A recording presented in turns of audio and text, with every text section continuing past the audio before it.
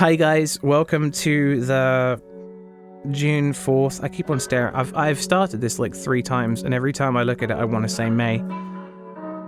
The June 4th update. In this update, I'm going to be talking about quite a few different things. I'm going to be talking about the schedule changes, and I'm just going to talk about it very, very briefly and try and justify it in a way that makes sense, because I've been caught on this. I've probably wasted like half an hour talking just about the schedule changes. But basically, what I'm going to be doing is I'm going to be separating reviews into 2 types. The ones I will be making videos on, and the ones that I will not be making videos on. And when I say not be making videos, what I mean is I'm going to be posting written reviews on Patreon for everyone to see, full public, no sign up, just go on there and read it if you want. And I'm going to be posting them in the comments for every video, because it just probably get really annoying if I kept on doing community posts saying I've done this, I've done that, because I'm literally always doing things. So every time a video pops up, which is going to be every 2 weeks now, as I work on different... sometimes you'll end up with a horror review, but most of the time you're going to probably end up with something other than a horror review, which is another thing that I wanted to talk about as well. I'm going to be leaning more towards doing the theory videos, which I don't think anybody has a problem with. But I will still be obviously doing horror reviews, and you'll be able to read a load of them on Patreon, but you'll also be able to see majority of the ones that I'm working towards on Halloween. And I'm kind of just splitting towards the things that, I will be making a Halloween video out of, and the ones that I just, I either don't think are interesting enough in the way of footage, or I don't think they're very good, or I don't think putting a spotlight on them would do them any favors, or like the Carson House video, where the problem is like a fine line between spoilers and kind of boring content. And the problem with Carson House is that nothing really interesting happens very much besides 1 or 2 events until the very end of the game, where everything goes into overdrive.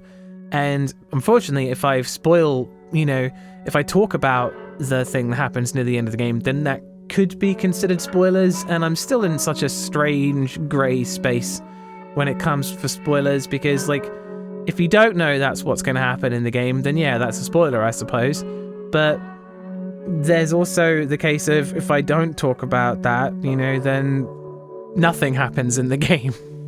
I don't know, I feel like over the course of the years, the goalposts for spoilers just keeps on getting narrower. So I don't know. But yeah, I've tried to avoid doing things like that, where I think it would just be not a particularly interesting video to make. Like, at some point it feels like, the complex found footage was a more interesting video than, Carson House, just because of what I was allowed to do, really. But yeah, so that's the way the thing is going to work. Every 2 weeks I'm going to be doing either a theory video, or sort of like a follow-up to a buying guide, or a analysis, or something or other. And I have a load of different ideas and lots of different parts of horror to talk about, as well as some things that I think might not quite fit into horror, but I'm going to go for it anyway. And yeah, that's really where that's going. I've done this mostly because it allows me to play more games without spending more time working on videos, because doing a video every week will just lead to a more frequent incoming of lackluster videos. And there have been quite a few lackluster videos where I've just looked at them going like, they're just not that interesting. Like, I remember looking back at like when I was editing the compilation things that I've been doing of late, which was mostly just an excuse to re-upload old videos in higher quality so that they wouldn't look garbage on YouTube like they used to. I was looking at something going like, every video was interesting in some way or another, but I can't say the same for some of the ones that I've been doing of late. And I feel like that's just mostly because, of the schedule and stuff like that. And I feel like the schedule is just being something that I've been battling constantly, and I'm hoping finally that this works, because I really don't want to have to keep on changing the schedule over and over again until I get something that works. Because I know that if I don't push myself to actually, make a video, then I just simply won't. And there are things that are in the oven for so long that I'll just, you'll kind of just assume that I'm not doing them. So yeah, there's that. That's the first thing that I wanted to talk about, the schedule. The next thing I want to talk about, everything's cheerier from here on out. The next thing I want to talk about was my top 25 games, because I was 2 years ago, I think I did. It was either at the end of 2021 or the start of 2022. I did it very early in, I think, one of those years, or late in one of those years. I did a top 10 horror games where I had 2 lists. I had my personal, and then I had, what I think are objectively the top 10 games. And loads of people commented on it. It's still the most popular video because everyone loves a good list. And I think the problem that really arose from that was 10 wasn't really enough, because loads of people were upset that their chosen game wasn't in there. And there was really only there wasn't really very many nice ways to go, yeah, I would have put it at 11, and this is only a list that goes to 10. There wasn't really very many nice things to say about it. Like, a load of people very much revere Dead Space, and I think Dead Space is great fun. I love playing Dead Space. I would rather play Dead Space than half of the things I end up playing. But the problem with that is that Dead Space just doesn't really get me as much. I think Dead Space is a scarier version of RE4, but RE4 isn't a scary game. So like it's an improvement on something that isn't very scary for me. So I don't really rank it. I have put it in my top 25 list, but I have put it like not that high, and I feel like it's just a personal thing. Like, I've looked at it in nearly every way that I can, and like I just kind of nearly every time that I've looked at Dead Space as a horror game is yeah, it's scary at the start, but like after you get to a certain point, you kind of numb to the constant. Dead Space doesn't really try anything new after a while, and eventually you just get enough firepower to just be like, it doesn't really matter whether something jumps out of a vent and tries to kill me, because I can blow it to pieces with, any one of the weapons that I have. Like, I can smack things to death if I want to, because, health and armor increases too. So yeah, I've been looking at doing just a much bigger list, and it's a top 25, and I did do a poll about it. I wanted to know whether people would be interested in sort of like, I was aiming for like 50 to begin with, and I thought that wouldn't be too bad as long as I just like kept the things short. And obviously the main goal was to do a bigger list than the first one, so I couldn't really, I didn't want to go too much lower. So I decided to just, after the poll, I just thought it would be a good idea to cut the video in half, but someone made a really good comment about sort of, well, it would be great if you could just do both. And I'm like, well, yeah, it would really be good if I could do both. And I guess I could sort of like spend the next 4 weeks, essentially, from that point after I made that, talking about how having like one list and then a subsequent follow-up list where it's sort of like, well, here's a lot of detail and here's one with not a lot of detail. So more of like here's a proper top 10, and then here's more of a recommendation thing. And that's what I was going for originally, but I've kind of changed my idea from here. So the top 25 list is going to be mostly, exactly what you think it's going to be. I have written in sort of like a little quirk on it where I've basically, every section has like 3 parts where I talk about like a game. So like with Cry of Fear, I'm like, I explain what Cry of Fear is, just in case you don't know what Cry of Fear is, because, most people come to lists for recommendations anyway. That's the whole point. And then I'll talk about what makes Cry of Fear as good as it is, and then at the very bottom I'll be doing the main appeal. Like, that is, the reason why you would want to play Cry of Fear is because of this. And I'm doing that for every single one. So like for Eternal Darkness, Sanity's Requiem, I've got like, the basic premise of the game, what the gameplay is like, what how the thing works, and then at the very bottom is like, well, the sanity effects. Hell yeah, the sanity effects are fantastic in that game. Is the reason for like going to do literally anything. It's almost tempting to play the game at low sanity, because like sanity effects are just so interesting. So yeah, that's how that whole list is going to work pretty much. But also in the gap between number 1, which is probably not going to be a huge surprise when people, I'm going to be talking about the thing in a minute anyway. But and if you've been on Patreon, you already know what number 1 is. But in between that, I asked a bunch of people on both Discord and Patreon to see what their number 1 thing is, or like, their top 10 list. And I was going to talk about that as in there as well, because I think that, honestly, like, me presenting a list of what I think is a top 10 is going to be like, my opinion. Like, as objective as I try to make it, it's still just going to be my opinion. So like, to get other people's subjective lists in there as well, like I would think that would be a really good sort of like, well, other people chose this. So like, and I think, some of these other people probably made a better list really sometimes. But it's people will, be able to resonate more with other people, which is great. Everyone's going to have a different list anyway. Like, but my list honestly hasn't really changed a great deal. Like, honestly, the top 10 is fairly similar to the top 10 from 2 years ago. There's just some new games that I've played that have been very, very good that I'm definitely, I've put in there. And obviously, because it's like 15 entries longer, there's going to be a lot more content for it. So there's that one. That's what that one is going to be like. But then someone on Patreon, Ryan Betts, I think, made a really good comment saying, well, based on what I did last time, where I had like my personal list and then I had my favorites list. They said they were going to do their top list of what they thought were the top 10 best games, but then they were going to do the top 10 scariest games. And I'm like, you're right, that is a more interesting category to look at than my personal favorites, because like my personal favorites are like, obviously they're ridiculously subjective, and like I always choose Alone in the Dark: The New Nightmare because I love Alone in the Dark: The New Nightmare. I love Silent Hill 3. I love Mundawn, but like they're not, I wouldn't put them in the top 10 list of favorites is just like, it doesn't really mean a great deal unless you're really interested in that. But for you go for like top 10 scariest games, loads of people are interested in that. I see that all the time. People are always asking, what's the scariest game? What's the scariest game? And I've also done the same thing for the previous one, where I've asked loads of people what they think is the scariest game, because everyone is scared of different things. If I could just take the spiders from System Shock 2 and just make that, dealing with them, an entire game, except they, maybe nerf some of the weapons a bit so you start even worse trying to fight back, I think I would just consider that the scariest game, because I absolutely hate those things. But yeah, that's I want to just do it's only a smaller list, because like it's really hard to try and like gauge things based on like how scary they are.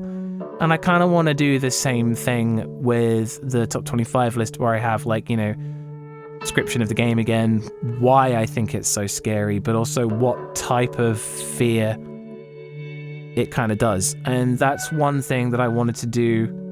Really, what I really wanted to focus on was like the whole scariest in different genres type of thing, where I wouldn't want to do like a top 10 sort of list where I was like, what's the scariest game in like the psychological horror genre, what's the scariest game like in this kind of genre. And I'm still kind of working towards that list, because it's like 2 weeks from this Saturday, so I've got quite a while to sort of try and organize my thoughts in a way to make a list as interesting or like comprehensive as as much as a 10 list can possibly be.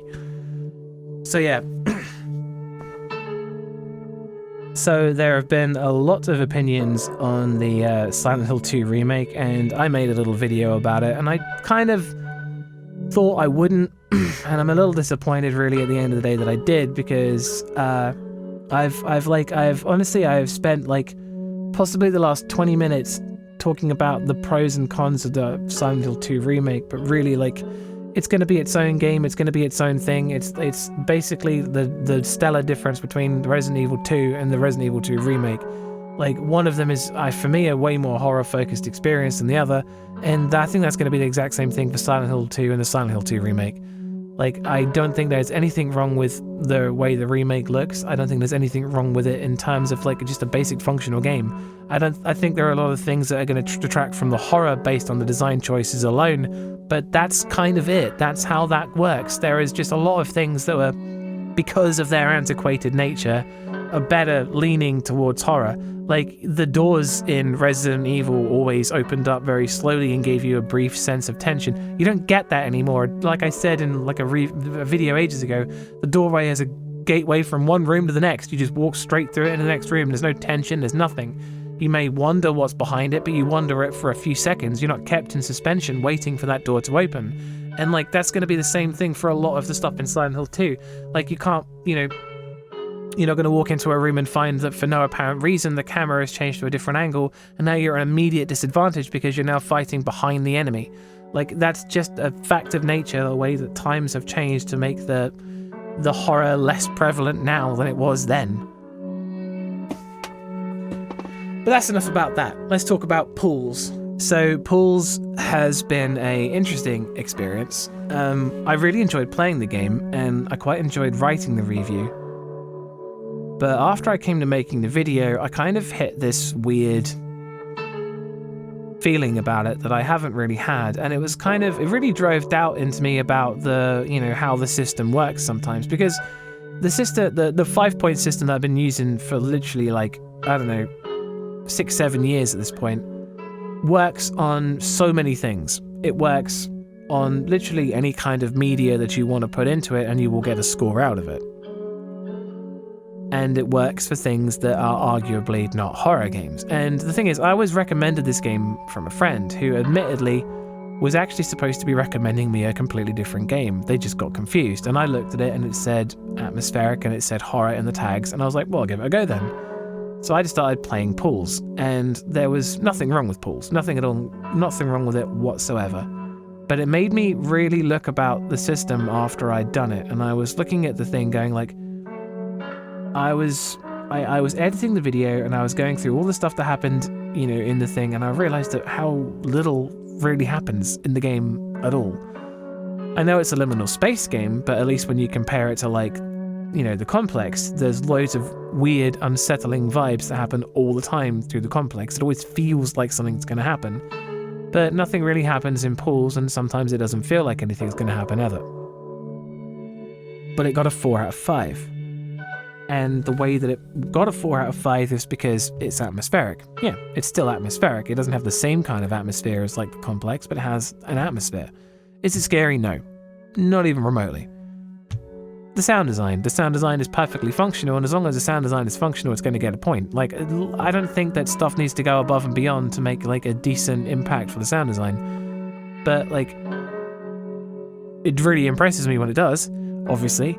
But stuff like gore and story are the ones where things really start to become muddy, because obviously I gave it the point for gore, which I give a lot of things the point for gore because it needs to be appropriate. That's really how it works. So the idea that if the game doesn't have gore, punishing it for not having gore is inane. There's no reason to do that. When I think I justified it when I was talking about Fatal Frame, because Fatal Frame is in a game where everyone has died a long time ago. It's all about ghosts, and whilst there is a tiny bit of blood in the game, if you saw an absolute bloodbath around the corner, you'd be like, why is this still here after so many years or whatever?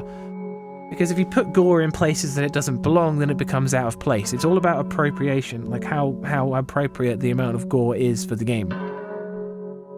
And Pools didn't have any, because if it did, it would have been weird, so it gets the point.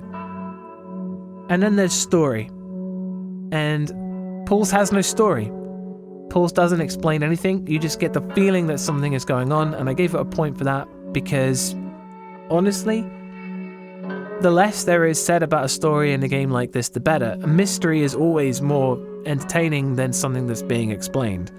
So, I gave it a point for that too. So it got potentially 2 points for not doing something than it did for doing something. Which leads to a game that was arguably a horror experience to begin with, getting a higher score than things that were horror. And it really bugs me about that. That really kind of it's opened my eyes quite dramatically to the sort of thing. I always very carefully look at these things to try and ascertain whether they're horror games or not. And I very much went in for this because I'm not very familiar with liminal space games.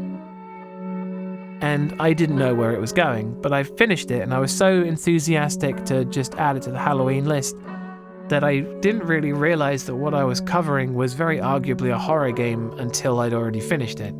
And I looked at the video and I was like, nothing really interesting happens in this video, and I'm giving it 2 points for not doing something. And it already failed scares, which is something it didn't try to do, and the sound design was extremely minimal.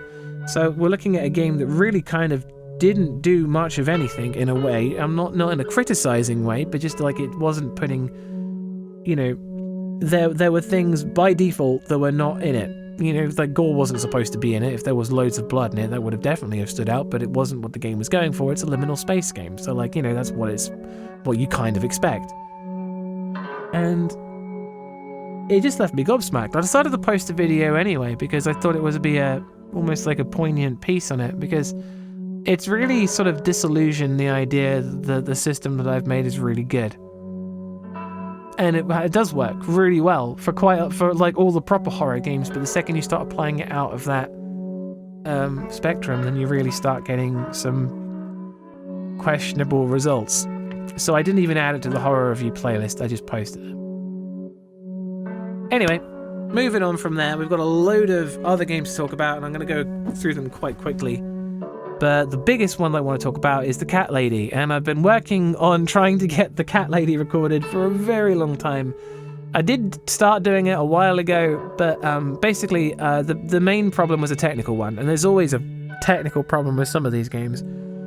Basically, the Cat Lady forces a 640 by 480 resolution the second that you start playing the game. And unfortunately, I have to push record and then start playing the game. I can't seem to get any of the shortcuts to work after I've started, because apparently the Cat Lady doesn't let you use those sort of things to activate a program in the background, which was infuriating, but that's just unfortunately a problem. And every time that I would start the recording, the game-changing resolution would cause the video that I'd recorded to end up like massive audio-video sync problems. Sometimes it wouldn't record anything at all, and just... it was a real bummer. I just, no matter if I tried playing the game on the same computer that I was recording it from, I got a problem. So eventually I've managed to hook up my much older computer that I use for doing the older games in the background, and it downloaded the Cat Lady to it, and it even has scaling, which would have been really helpful on the actual computer that I was doing the recording with. And thanks to a capture card, I managed to actually start recording it. And I'm really enthusiastic to finally do this one, because I wanted to do the trilogy of like the Cat Lady, Downfall, and Lorelei. Because people have said it quite a lot of times that like the Devil Coming Through Here trilogy is really good, and I really loved Burnhouse Lane. But I didn't realise that was actually part of it. That was apparently supposed to be the Cat Lady too. I didn't know that until after I'd finished the game and started writing the review. Because I had to go back to the store page to go and get the soundtrack, because I buy the soundtracks for the games. And I was looking at it, and it said like was supposed to be the Cat Lady 2, and I was like, oh, and I haven't even played the Cat Lady 1 yet. So yeah, that was a bit of a, what can you do? But I'm very pleased that I've started recording this, and I'm thrilled, really. I'm glad that I want to include it in Halloween very much, because it's a very interesting game. Even if I feel like it's a little light on the horror, it's a lot heavier on the story, which is fine. The next one I want to talk... I'm sorry, my voice is getting a bit... The next one I want to talk about is... I've done quite a lot of talk about it. I played an hour and a half of Resident Evil Code Veronica. I've been working on that. I've never actually played through Resident Evil Code Veronica, but I feel like I've done a really good job so far. I've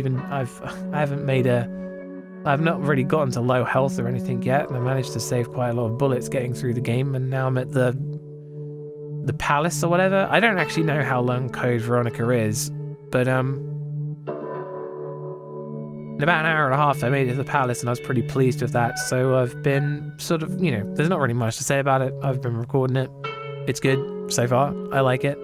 I like the way the zombies look in the game, and I feel like I really like it's almost like, because I'm playing it on like the PlayStation 5, it's like a really nice combination between like the benefit of being able to play it on like a modern system, but also being quite like an old game, because apparently it's an emulated version of the PlayStation 2 version, which is cool. But yeah, no, I'm pleased with that. There's a couple other games I want to talk about. Obviously, I've done Metro Last Light. That's a review that's up on Patreon. You can watch that one. You Will Die... No, not You Will Die. That Which Gave Chase was a really interesting game. I just saw someone talk about it on YouTube, and I watched, like, I don't know, honestly, I've not to feel bad, but I watched the opening I think I watched the opening minute, but they explained the basic premise of the game, and I was like, say no more. And went and immediately bought the game and then played it and really liked it. It was a great game. The video is also finished. That's already up on there. I have done 7 videos for Halloween already. I am thrilled. I couldn't be more pleased than the fact that like this time in 2022, I had done like 2 videos. I have considerably more than that now, and it's quite easy for me to finish another 3 in the next week or so if I was, you know, only working on them. So like that's great. But like I've also got like Choo Choo Charles and some other stuff to do. Let's have a quick look at the list actually.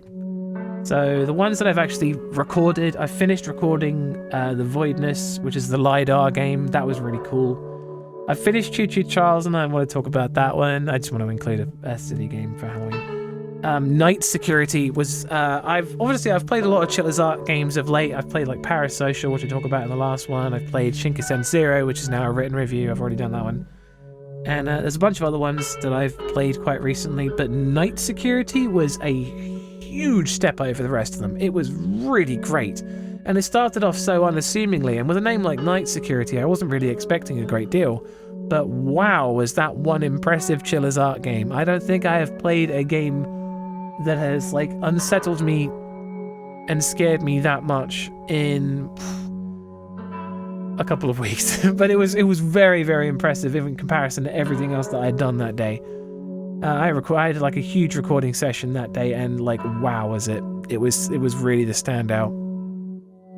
I also recorded the first couple of levels of Nightmare Creatures, and yeah, you can definitely see where Bloodborne was coming from with Nightmare Creatures. Like Nightmare Creatures is really cool. I might have to use some level codes to get past some of the bosses because my god, I can't. They're very aggressive, the bosses, and it's hard to tell what you're supposed to do, and then they start spawning enemies as well. So yeah, it's not very. It's kind of hard. So I might be using level things to skip past that just so I can experience the rest of the game, because the levels themselves are fun, but the bosses are just like wow. What else have I got to talk about? Metro Last Light. I think I've already talked about Metro Last Light, but I'm going to talk about it a little more. I wanted to do another Metro game because I very much enjoy. I really liked playing Stalker recently, and I played a little bit of. I've been re-recording Metro 2033 so that I can put it back in the archive. But I've been just sort of like, I wanted to do another one, but I didn't think the Exodus was worth talking about because it doesn't feel like much of a horror game. But Last Light has quite a lot of moments that are really unsettling, including that one room with the ghosts in it, which was just crazy good for a game that I really wish had gone harder into horror. I've almost finished Fran Bao. I think I'm on the last 2 chapters of Fran Bao, and that game has been really, really good. I feel like I should have finished that one earlier, but I haven't. So yeah, that's one that I've been working on. It's still just, waiting for me to finish it. A lot of these I've just started. I tend to, I've already explained this many times, but I tend to just sort of start a game and then play it to see how much I like it, and then if I like it enough, I'll stop and then like start the next thing. And I do that. I'm going to be doing that quite a lot for quite a while for Halloween until and then I'll go back to the games that I want to finish, like Resident Evil Code Veronica and the Cat Lady and Crow County, or is it Crow Country? I'm not sure. It's Crow Country. I've played like an hour or so of that, and that was really cool. You Will Die Here Tonight. That's really good. I'm going to be talking about that one as well. So there's loads of stuff that I've started doing. I'm going like, actually, this is really great, and I want to keep going. But some of them I'll only play for like an hour or so, and then if I'm not interested in it or I'm not sure where it's going to go, then I won't bother continuing them. I played about an hour of Yume Nikki, which is psychological horror, surreal horror, and it made me want to do a video on surreal horror, but I didn't really know what to make of the game. It didn't feel some of it was really weird and unsettling, but like I can't tell where things are going with it, or what I'm supposed to do, or what I'm supposed to experience. But like it feels like more like a LSD dream simulator or emulator game, and yeah, very strange. Carcass was obviously incredible. I've already done a written review for that one, but I've decided to turn that into a video because the idea of making pools into a video was not a great idea. So I thought the idea of turning something that was actually really great into a video would actually be a better one. So yeah, there's that. And that's about it. That's all the stuff that I think I have to talk about. I have got loads of smaller games to still do. I decided to take Sally Face off of the Halloween lineup because I don't think Sally Face is that interesting of a video. Plus, I had lots and lots of problems with the recording of Sally Face. For some reason, the graphics card on my main computer for doing like YouTube work has a hard time with 2D games. And yeah, but luckily I can do stuff elsewhere, so it's not that much of a problem. So yeah, there's loads of things that I've been working on and things that I've started doing and things that I've played for a bit. I've got a lot of games that I've acquired recently. There's a game called The Classrooms that someone mentioned that I bought that I haven't yet had time to try. There's loads of things coming up and stuff that I'm working on and future projects and all sorts of other things. So like, thank you for tolerating me, and you know, if you're a Patreon member, thank you sincerely. So yeah, I'll see you next time.